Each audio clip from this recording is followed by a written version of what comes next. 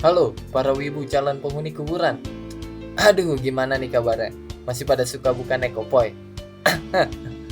Nah, pembahasan kali ini gue akan ngebahas salah satu tokoh antagonis di High School DxD Season 5, yaitu Chow Chow, leader dari Hero Faction yang kekuatannya super overpower.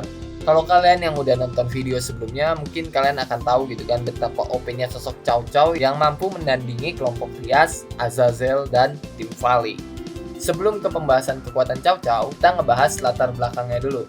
Chow Chow lahir di sebuah desa kecil yang berada di Tiongkok, dan dia merupakan anak dari seorang petani tradisional. Chow Chow untuk pertama kalinya menggunakan True Longinus saat dia tersesat di hutan dan diserang oleh salah satu makhluk dari mitologi Cina yang menyebabkan dia hampir mati. Tapi Chow Chow berhasil membunuh monster itu setelah memanggil True Longinus.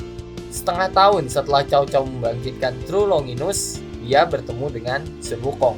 Dan dia diberitahu oleh Sun Wukong kalau dia adalah keturunan dari Chow Chow, salah satu hero dari Cina.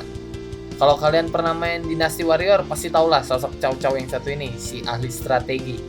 Masa kecil Chow Chow cukup menyedihkan menurut gue, karena dia itu dijual oleh orang tuanya untuk membayar utang. Chow Chow berhasil melarikan diri dari orang yang membelinya, tapi dia dikejar oleh para mafia, pedagang budak, dan hewan liar, atau bisa kita sebut sebagai iblis liar lah. Untuk menghindari kejaran dari orang-orang itu, Chow Chow melarikan diri ke luar negeri dan melatih kekuatan True Longinus. Selama latihan, Chow Chow mengetahui fakta kalau True Longinus yang dimiliki olehnya adalah salah satu dari Secret Gear terkuat. Nama dia sebelumnya bukanlah Chow Chow. Gue sendiri juga nggak tahu gitu siapa namanya karena nggak disebutin di LN. Dan dia mengganti namanya menjadi Chow Chow setelah dia balik ke Cina untuk menemui orang tuanya. Tapi saat Chow Chow sampai rumah, ternyata orang tuanya telah mati karena masalah hutang yang belum lunas. Karena kejadian itulah yang menjadi pemicu untuk Chow Chow membuat Hero Faction dan untuk membuktikan kepada ras lain kalau manusia bukanlah ras yang lemah. Chow Chow pertama kali bertemu Indra karena dia dikenalkan oleh Sun Wukong. Dan setelah itu, Chow Chow menjadi salah satu penjaga Indra. Mirip kayak Valkyrie gitulah. Nah, itu latar belakang dari Chow Chow. Jujur aja gue suka gitu kan sama ambisinya Chow Chow dibanding Issei yang pemicu dari bangkitnya Chow Chow juga cukup bagus menurut gue. Karena orang tuanya yang mati dibunuh oleh makhluk lain karena hutang. Kalau dibandingin sama si Issei yang isi otaknya cuma opai doang gitu kan, Chow Chow menurut gue ya gitulah. Intinya Chow Chow menurut gue lebih bagus dibanding Issei tentang ambisinya dia terjun ke dunia supernatural. Sekarang kita bahas kekuatan dari Chow Chow yang dijuluki sebagai salah satu dari manusia terkuat. Yang pertama, dia sangat ahli menggunakan tombak. Yang ini dapat dibuktikan di season 4 saat Chow Chow mengalahkan Azazel. Kedua, kekuatan fisik dan kecepatan menyamai makhluk supernatural. Chow Chow terlahir sebagai manusia yang katanya ras lemah. Tapi itu semua dibantah oleh Chow Chow yang mempunyai kekuatan fisik melebihi Koneko dan kecepatan melebihi Kiba. Ketiga, kepintarannya. Yang satu ini mungkin gak cukup penting gitu kan buat beberapa orang, tapi jangan salah sangka dulu gitu. Kepintarannya Chow Chow bahkan mampu menemukan kelemahan seseorang dengan instan. Dan dia bisa menyesuaikan dengan siapa dia bertarung, baik temannya ataupun lawannya. Keempat, memprediksi masa depan. Chow Chow sudah mengasah seluruh panca indera miliknya sampai memasuki mode absolut yang membuat dia dapat melihat sekilas masa depan. Mirip kayak Emperor Ai-nya Akashi lah. Kelima, sihir mitologi Hindu. Nah, kalau yang ini kayaknya sih diajarin sama Indra, tapi gue nggak terlalu ngeh juga karena di LN jarang gitu Chow Chow pakai sihir mitologi Hindu. Yang sering dipakai cuma sihir teleportasinya doang, sisanya jarang dipakai. Keenam, True Longinus. Mungkin kalian udah pada tahu gitu kan kalau Chow Chow adalah pengguna Secret Gear True Longinus. True Longinus adalah Secret Gear yang masuk jajaran 13 Longinus dan masuk jajaran 4 Secret Gear Longinus terkuat.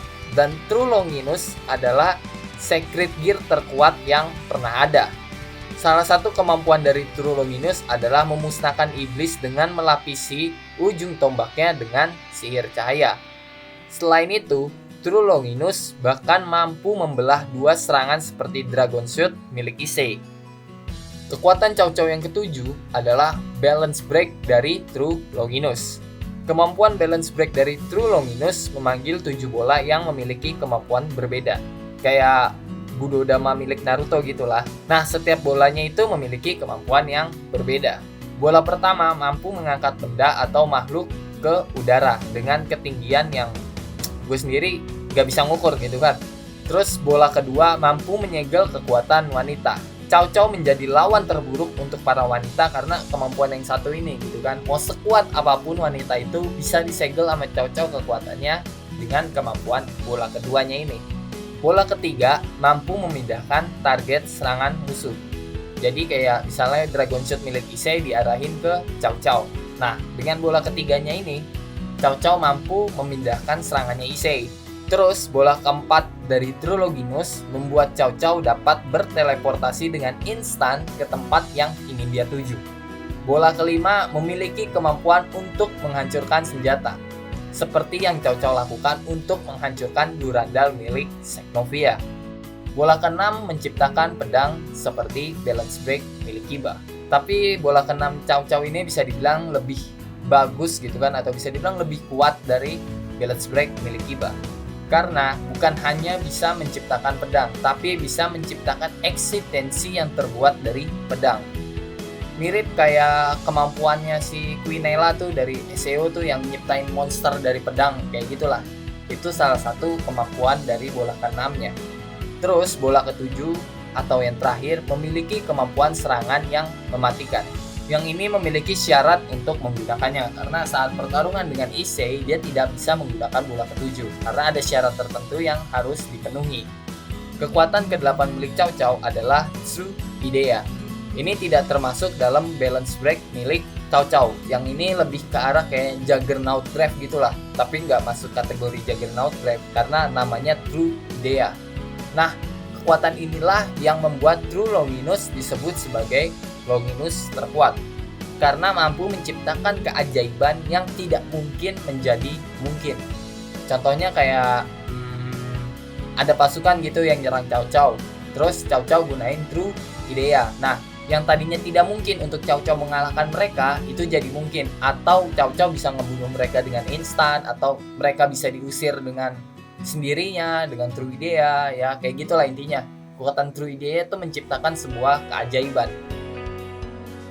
Nah, kekuatan terakhir dari Cao Cao adalah Mata Medusa. Cao Cao mengganti matanya dengan Mata Medusa karena serangan Issei saat di season 4 yang membuat Cao Cao menjadi buta. Dan kekuatan Mata Medusa sama seperti pada umumnya, yaitu menjadikan seseorang menjadi batu. Nah, itu semua kekuatan yang dimiliki oleh Cao Cao. Dan ini kenapa gue bilang Cao Cao lebih OP ketimbang sama Issei. Cao Cao bisa bertarung imbang dengan Valley yang full power. Sedangkan Issei aja gitu kan masih kalah sama Valley. Sebenarnya masih ada satu lagi manusia terkuat yang mampu mendandingi Valley, yaitu Tobio Ikuse. Dia sendiri belum nongol gitu kan di anime DxD, tapi dia udah nongol di LN-nya di volume 21.